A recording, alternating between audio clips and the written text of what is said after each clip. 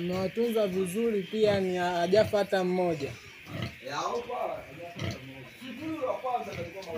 Yule wa kwanza alikuwa na wenge sana, apende hata watoto.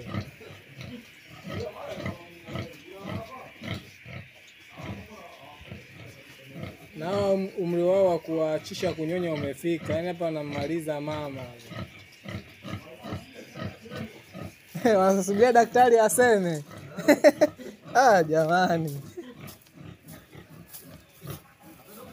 Muda wa kuachisha kunyonya umefika. Tena wananyonya wakubwa sana hivyo wananyonya.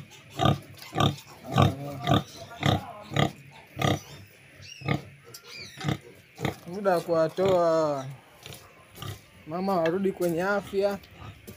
Baada ya mwezi mmoja awekewe dume sasa. Kubwa sana.